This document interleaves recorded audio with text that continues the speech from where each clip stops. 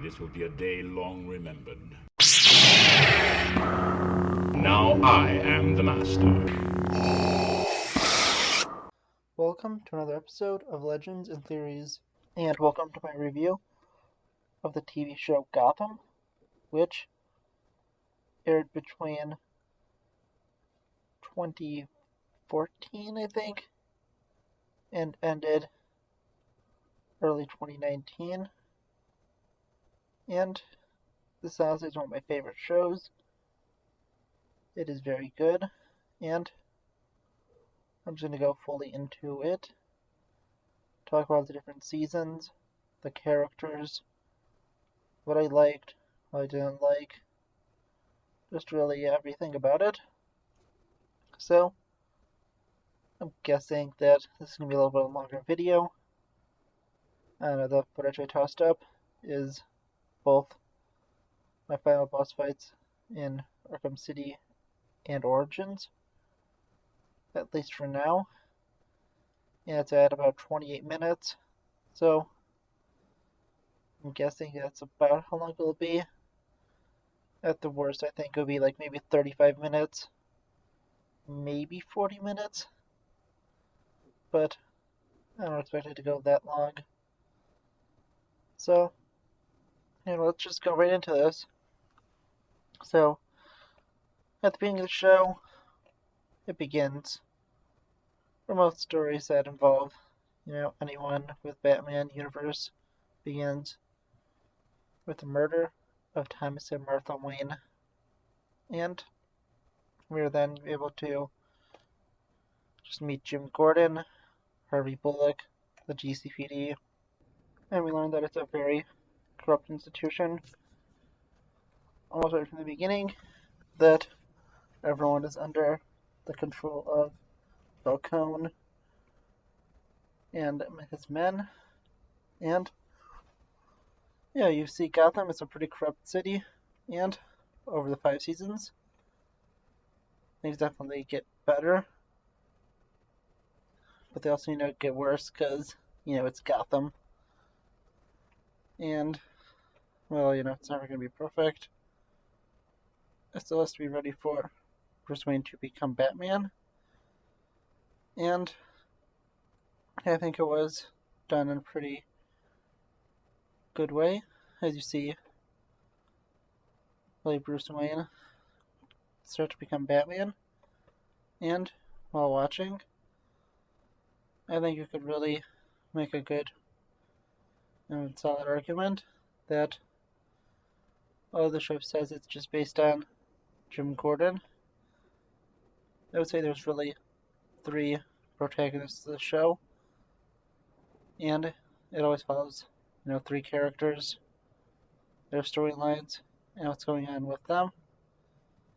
And, of course, the 3 are Jim Gordon, obviously, since, he is who the show is supposed to be focused around, but also, I would say that you could argue Bruce Wayne and Oswald Cobblepot are the other 2, main characters in the show, because when you think of it, with the exceptions of a few side stories, almost every story connects to either Jim, Bruce, or Oswald, and the stories, of course, interact together a bunch, and you look at them probably the most, with them, with Oswald and Bruce sometimes not appearing, but I'd have to say, they probably are, at least to me, the 3 main characters of it, unlike just saying it's Jim Gordon. But when watching, I really do enjoy this show, and the storylines of the 3, Bruce, Jim, and Oswald, are always interesting. And just to talk about the 3, I'll talk about them. Let's go with Bruce first, then we'll go to Oswald, then we'll go to Jim Gordon, since he is the intended main character, and we'll save him for last. But with Bruce Wayne, you get a very nice evolution of him, changing from the little kid who saw his parents die in an alley to, in the final shot, being Batman. And you see a very, interesting and mainly forward progression for him. And he really only changes extremely during the mid part of season 4, where after killing Ra's al Ghul, he goes into kind of a depression and starts becoming more like the, identity he will create for himself by being, a drinker, major, party person and everything. And that was an interesting and different storyline. And I decided to, talk about that here because it's kind of, a fallback for him. And kind of him not really reverting to who he was, but reverting to a kind of different person than he was for the rest of the show. But looking at his consistent arc, in season 1, he's first trying to test his limits, trying to eliminate fear, and looking into the corruption at Wayne Enterprises. And that eventually leads to him meeting Selena Kyle, and I think Catwoman and Selena Kyle, well, they're never called Catwoman, was one of the best done characters. She definitely had a great relationship with Bruce, and felt very morally gray, like Catwoman should be. She shouldn't be a villain or a hero. She should definitely be, a person who's both, interested for herself, but also the greater good, and have a interesting relationship with Bruce Wayne and, kind of Batman, but since Bruce isn't Batman yet, he didn't, we can't really say that. And really while watching it, Bruce and Selena's relationship was great. They go from, friends to dating, back to kind of like maybe a lot of enemies, back to friends, then close to dating again, then, she is in the hospital, and they start getting close again, then they fall apart for a little bit, and they're back to friends, but, maybe start dating again. Then he leaves to become Batman, and, now they're, I don't know what they are. They're gonna have something interesting going on if the show continued. Likely into the future. Even if it didn't, you could just imagine what's going on. And, while watching, I think the relationship was good, but let's continue on to Bruce's story. He goes into season 2 having to go against both Galavan, who has a vendetta against his family for what they did in the past, and then he has to, truly figure out who killed his parents, with it being Matches Malone, which originally was Bruce's secret criminal identity. And his killer is usually, his parents' killer is usually Joe Chill. But, since this is slightly different, then, I have to say, that is, understandable that they wanted to, change it up, make it a little different, and nothing like too big. And then, of course, he confronts Hugo Strange. And then season 3, he is taking on Court of Owls, and is getting groomed to be Ra's al Ghul's heir. And then season 4, he has to take on Ra's al Ghul. He kills him, goes through that drunk phase I mentioned a few minutes ago, and then ultimately goes to take on Jeremiah, and finally has to go through the events of No Man's Land, and really ends up becoming Batman. And of course, he had his vigilante phase, the first part of it, back in season 4's beginning, and I think that the setup to Bruce becoming Batman and slowly changing from the person he was into the Dark Knight was very believable, and I also loved his relationship with Alfred. Honestly, I think that was probably the best Bruce-Alfred relationship since they were set up in nearly every episode and didn't have to have the extra stuff of Bruce being Batman. So I think this was the closest relationship we've seen between Bruce and Alfred since Bruce wasn't Batman yet. And speaking of that, I really want to see the Pennyworth show, but we don't have epics, and I can't find the DVD of Pennyworth anywhere. That's just a side tangent I want to go back to. Just talk about a few last things about Bruce, and yeah, I think he's a great character. He has some definitely interesting relationships, and you see a lot of stuff for him to become Batman, and that's not like him becoming Batman comes out of nowhere. I think his relationships, especially with both Selina and Alfred, were great, and he's definitely portrayed well. And I'm really interested in seeing everything else that happens. Really, I just loved Gotham, and now let's go look at, honestly, one of my favorite characters from the show. Probably my favorite, Oswald Cobblepot, aka the Penguin.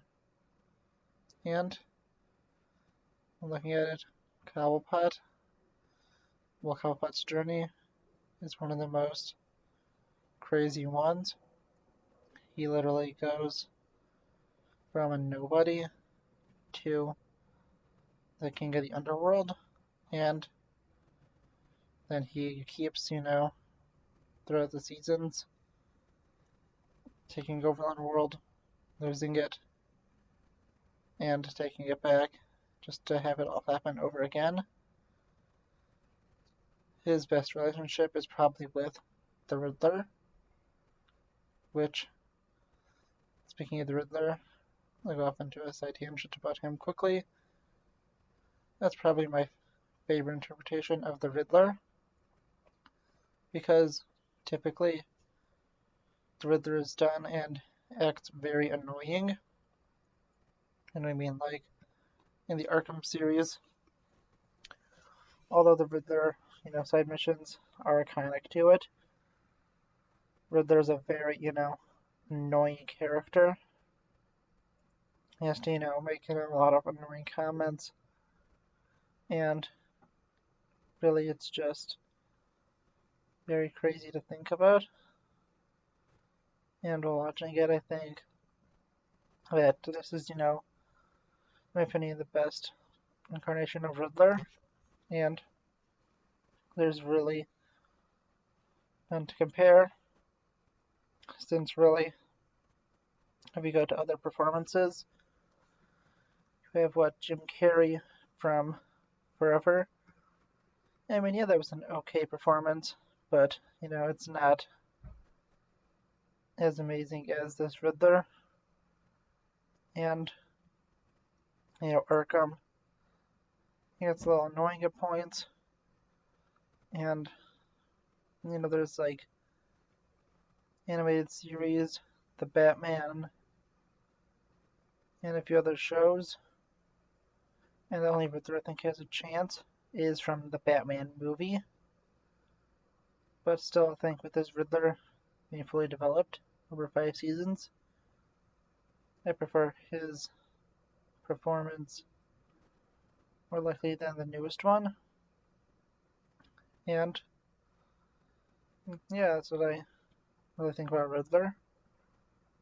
But going back to Penguin, I think that Robert Lord Taylor is definitely one of the best, was probably the best actor in it with his performance. Cobblepot was such a good character. And as Penguin, I just loved his storyline all the time. I love how in season 1, like I said before, he literally goes from being a no one, as I say, Fish Mooney's umbrella boy, and eventually turns into the king of Gotham and the head of the underworld, which is so crazy to think about, how he changed so much. And really, I just, loved his performance. Everything that he does as the Penguin is so great. It's pretty interesting when he also, goes and starts flipping out. He, has a lot of interesting stuff, and his relationship with Riddler is pretty interesting. From them not really knowing each other in season 1, and in season 2, they become, close allies until he's, sent to Arkham and seemingly cured, which leads to probably one of the 3 greatest scenes of Penguin. And talk about the 3, one I forgot to mention. Back in season 1, Penguin, had to go and he was, told by to be shot by Gordon. Gordon let him live, and after he went to go, infiltrate Maroni's organization for Falcone, since he knew Gordon wouldn't kill him, and that was part of his deal, and went to take down Fish Mooney. But after Fish was able to escape, and Oswald told her the truth, we get to see her telling Maroni, and Maroni plays the truth game, where it is a pretty intense scene.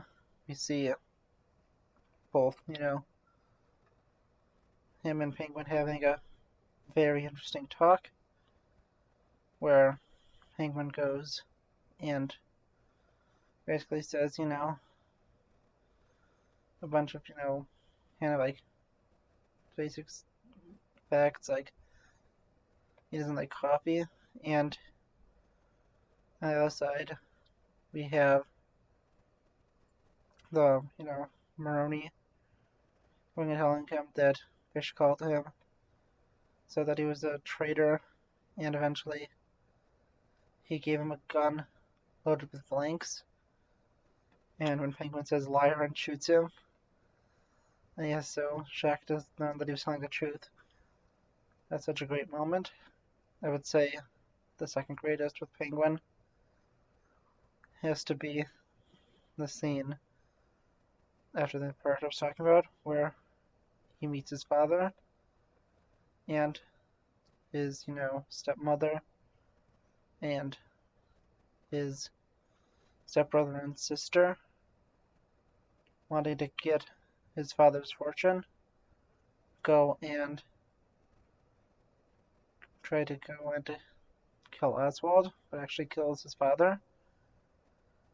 He learns that they did it, and that they decided not to get rid of the poison. And this leads to probably one of the darkest scenes, which is probably why I think it was booted up to TVMA, because I think it was originally TV14, from what I saw. But what he does is something extremely dark. He kills his stepbrother and stepsister, turns them into roasts that his mother said to make, and then after, we have something so extreme and intense. He goes and tells his stepmother basically he shouldn't have got rid of the poison, and that, he knew that they did, and she's eating her son and daughter. She is horrified, but then quickly murdered by Cobblepot. And that was such an intense and good scene, and I just really liked it. And thinking of the third one, I think there's a lot to, compete. But I'd have to say the third one that's kind of tied up here is what happens at the pier in season 3. So I'll give you the context to that and also go over a season 3 storyline. In season 3, he runs for mayor and he eventually gets it, but starts to fall in love with the Riddler. And if the Riddler falls in love with someone else, he's jealous, has her killed. The Riddler figures out, wants revenge, tries to kill Oswald, but he is able to miraculously survive. He returns to get revenge, and then teams up with a recently revived Fish Mooney to try to get the cure for the disease going on in Gotham, released by Rachel Ghoul and the former Court of Owls, who were just all recently killed. He is then could be traded by Gordon to get Jervis Tetch so they could create a cure from his blood. But we go to he is conveniently saved when Barbara Keene goes in to get revenge on Riddler, who stole Tetch from her to trade for a penguin.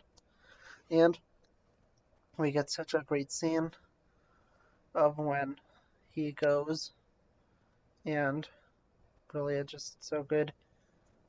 He's like, get ready for a giant tantrum after Riddler seemingly taunts him, and he gets a clothespin, or it's a tie pin, that initially belonged to Oswald, and we learned that at the pier, he removed the bullets from the gun, and he called Mr. Freeze, and Freeze goes and freezes Riddler. That was such a good scene. I think those 3 scenes were probably the best ones.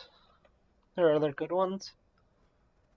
They're maybe a little shorter, like when him and Riddler are really just going to confront Batman, saying that I can't believe some man dressed like a bat is going to, try and take the city from us. Or the scene where they are going to stab each other, but decide not to. And there's so many more. I think another great one is just when he kills Galavan for the second time. But those ones, although good, aren't as good as these 3 scenes. And if I had to pick a personal favorite out of those 3, I'd probably say freezing the Riddler. But if we go to a season 4 storyline, that leads to an intense one that he is in. He is licensed crime, and we eventually get to see Professor Pig come in, and this is probably not just the best, but probably the only, well, not only there's the Arkham Knight one, but one of the greatest interpretations of Professor Pig. But I'll talk more about Professor Pig when I go to Jim Gordon, and look at this, I'm already at like 24 minutes, so yeah, it's probably going to be closer to 40 minutes. Since I'll have to talk about Gordon, all the other characters, what I think of the seasons, and so much more. So, yeah, Cobblepot was such an intriguing character, and after losing his position once again at the head of the underworld, being taken down, he goes and tries to get power back. Oh, actually, I completely forgot about the scene. This is probably the greatest one It completely slipped my mind for a moment, but he goes and to his friend Butch, who was recently turned into Solomon Grundy after being shot in the head, and this is such a good storyline. He goes and wants to cure him because he has been able to get his memory back, but still looks like a monster. And he goes, works with a few people, including Jerome, and teams up with both Barbara Keene and the rest of his allies, well, their allies, to try and take over, Gotham and prevent Jeremiah's plan. And he eventually is able to cure Butch, which leads to a scene that I knew I was forgetting a scene. Those three scenes I mentioned probably tie for number two, but number one, oh, that's such a great scene. So, Butch is cured. The events of No Man's Land have already began, and Butch is thankful, and Oswald tells him that he is sorry,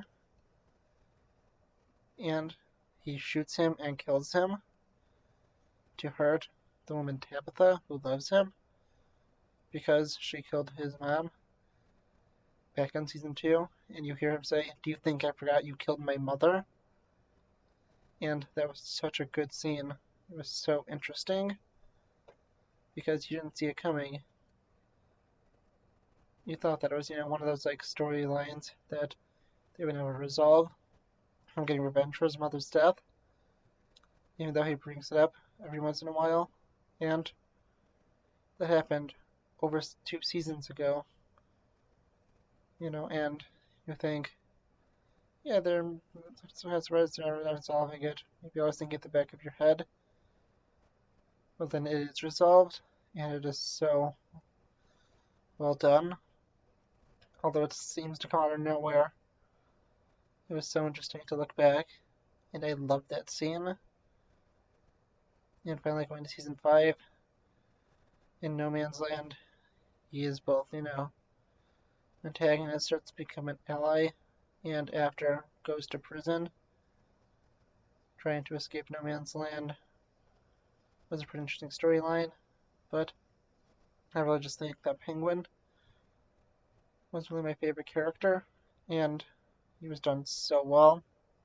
I really have to give credit to Robin Lord Taylor, who did such a great job portraying him.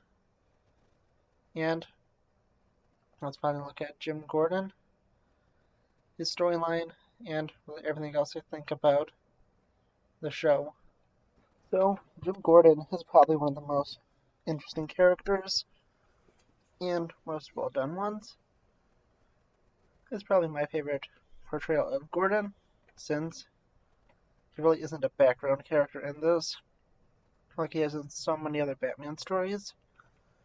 He's usually, not the main one and takes a back seat to Bruce in his story, and another storyline I could really think where he takes a lead role is Year One, where you both follow his and Bruce's exploits and everything as they both begin their first year in their career at Gotham, with Bruce as Batman and Jim as a cop. And while watching it, I think that although that is a good story, it's just not as good as this one, where Jim gets to be the lead, and he is definitely made to be more morally complex, and not as, just the good cop that he is in most other interpretations. And to me, that makes things so much more interesting. I loved his portrayal. Ben McKenzie definitely did a great job, and it was always interesting to see what he was doing. I loved his, relationship with Harvey Bullock. Harvey is such a great character, and, I just really enjoyed the performance he gave, and I can't think of the actor's name right now, but he did such a good job, and I really liked his performance, did everything he did. Harvey was such a great, basically both friend and kind of, secondary character, and, kind of finished up the, three great, basically ally characters to the different characters, since Bruce had Alfred, Oswald had Riddler, and of course Jim had Harvey, and their relationship was definitely, a little harder. They had a few times where they were getting close to, not being as close of allies. Definitely at the beginning, they didn't really like each other too much, but they closely and quickly became friends. But things got really interesting, well, really after you see some of the events that happened with the show, and really the worst part for them was probably in season 4 in terms of their relationship, where Jim takes Harvey's job as captain after Harvey makes a pretty big series of mistakes working with Penguin and not being able to do a part of his job with going to give the bullet that he shot at an officer dressed up like Professor Pig. But, that just made them stronger characters.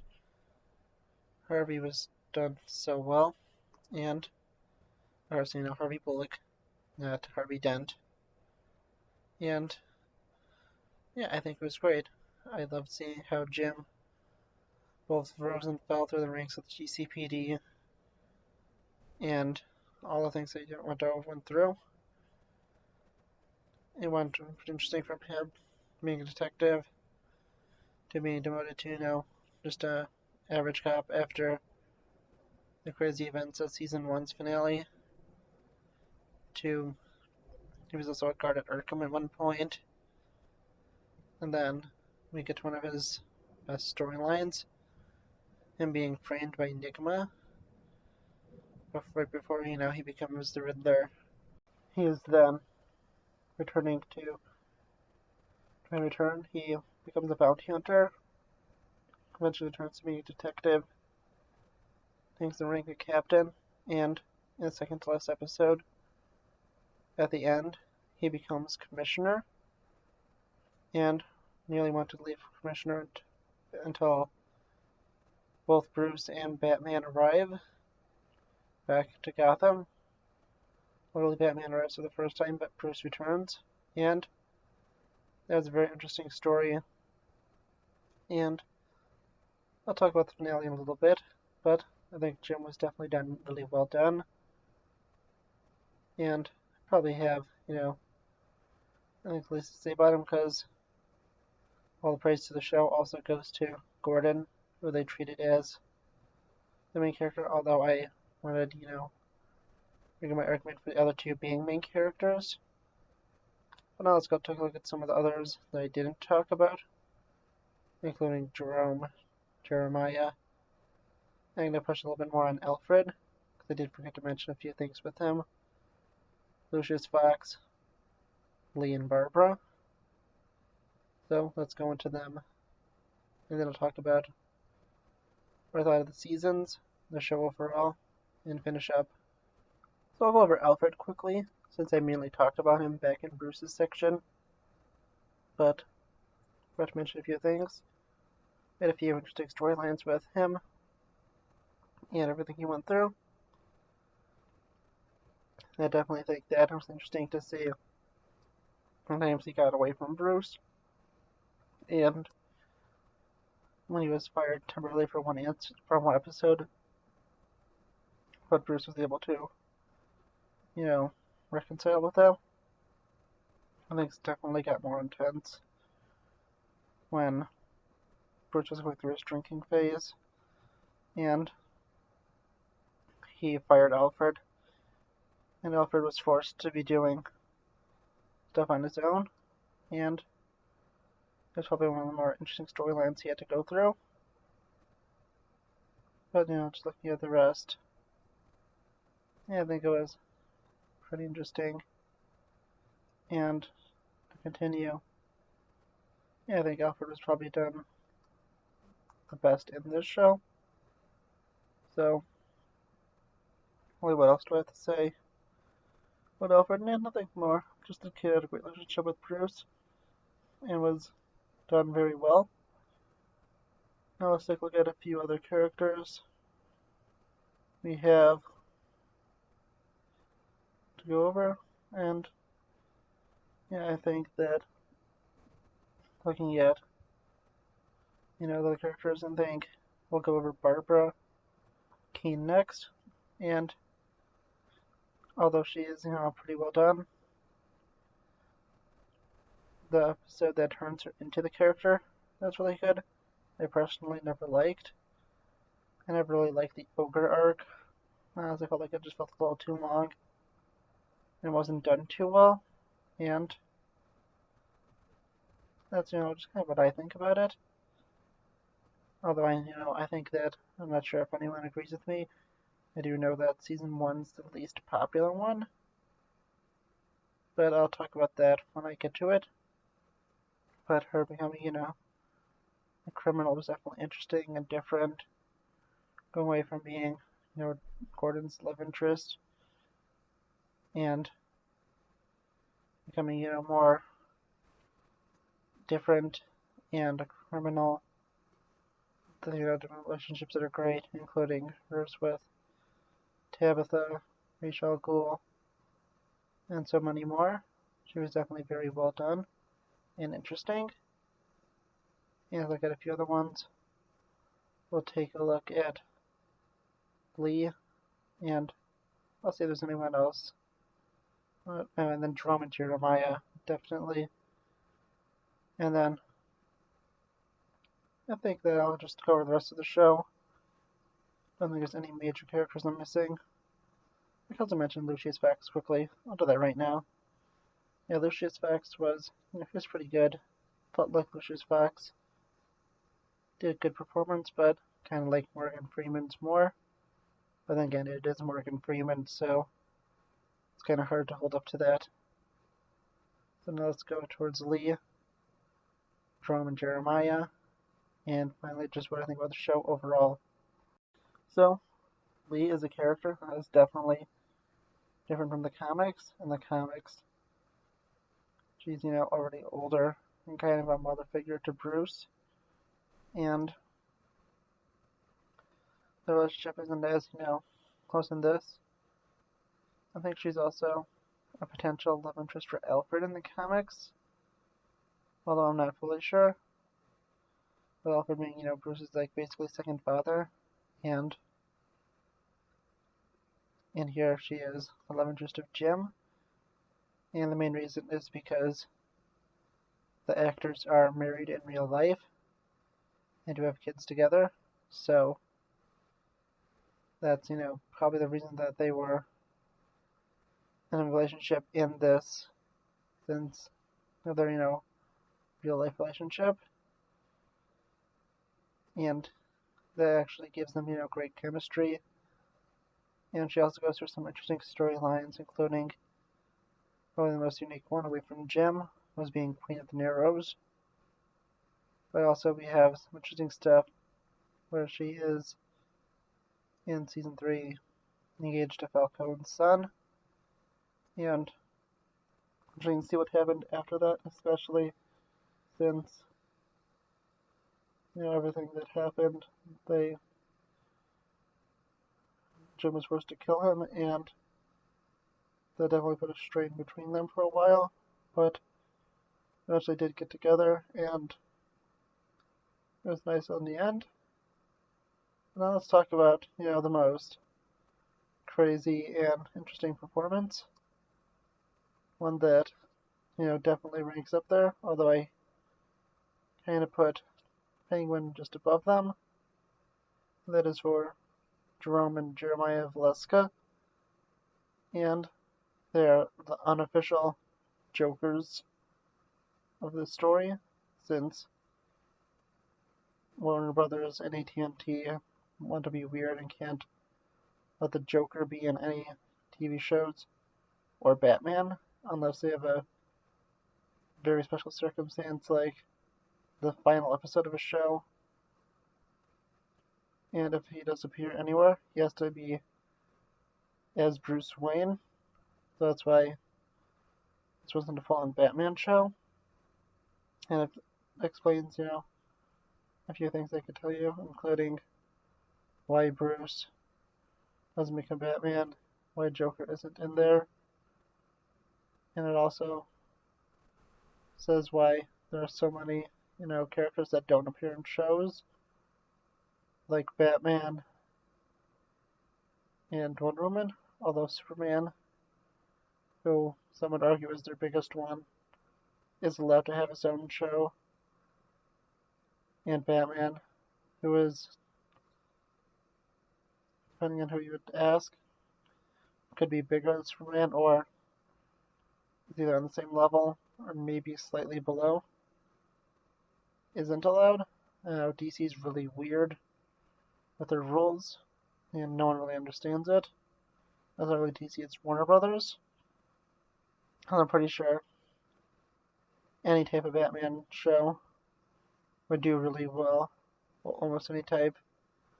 Since, Beware the Batman didn't do too good, which was, I believe, the last Batman show to be out. Like, that's strictly focused on Bruce Wayne being Batman. But then again, that show was, had a pretty weak first half. I've already reviewed that show, so you can go look at that. And their performances by Cameron Monaghan, who played Cal in Jedi Fallen Order, were so great. And probably the best performance and scene for them was the Russian roulette scene, where they're with, what's his name, Galavan, and he wants to figure out who the leader is of the Maniac group, and Jerome takes the gun, and after the first guy fires once, he fires 4 more times, because I think it's a 6-shot revolver, and that was such a good scene. It was so well done. And although you may feel like them both coming back to life, and then Jeremiah becoming the next version, like being insane by the gas might feel a little cheap, and like it's maybe just like a viewer, or just a grab for viewership. I still liked it.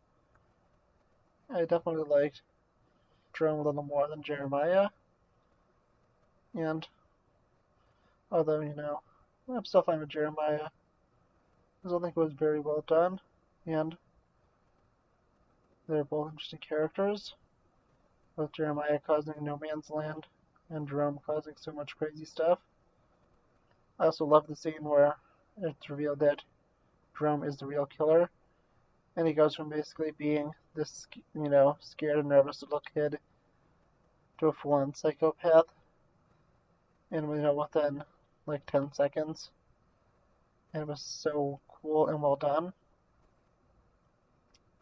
The performance he gave was so good, and I really wonder what if you've seen Gotham, think about it. And finally, going on to the last, the rest of it, what I think of the show in general. I think that, looking at everything, season 1, I do enjoy it. I think a lot more than other people. I think it's a lot of people's least favorite, but I was very intrigued by the season 1 storyline. Season 2, I also really enjoy. I'll say I enjoy every season. That thing with the show, I think I've enjoyed almost all of it. And the only thing I really majorly didn't like was the storyline of the ogre. And I really feel like it's mainly because, it had a storyline that felt a little too long. Well, the last ogre episode, which just popped in my head, has a really cool scene with Penguin beginning a gang war so he could take, control of everyone, of all the city, which is able to work, but it is a hard-fought battle. And I think, really, if I had to rank seasons, season 5 would probably be in first. And looking at the rest of them, I don't know, maybe they're all good. I'd put season, I would say 4, then 1, 2, and then 3. But they're all so close and all so good that I would definitely recommend this to anyone to see. And I also think this is such a good show. I would recommend anyone to watch it, although it is kind of mature. So, make sure you're fine with mature content before watching. And I am very excited. I really wish the show continued. And I think that's really all I have to say. I wonder what you think of the show if you've watched it. And I don't think I'll reveal it now. I'm gonna have it revealed soon, but I have a pretty big announcement for something coming soon. Look out for the rest of my content this week. If I don't have any comments or anything about the video options I had, which was basically, why I don't like the either Rey Skywalker decision, the Star Wars is for kids argument, or my top 5 TV shows of the first half of 2021. And I'll probably do the first half of 2021 shows and save the other 2 for a later date. But I also look out for my a review later this week. I can't remember what it is supposed to be. I just know I made it. And I'll see you in the next episode. Legends and Theories. Thank you for watching this episode of Legends and Theories. Please like the video, leave some comments, subscribe to the channel, and share it with your friends. And may the Force be with you.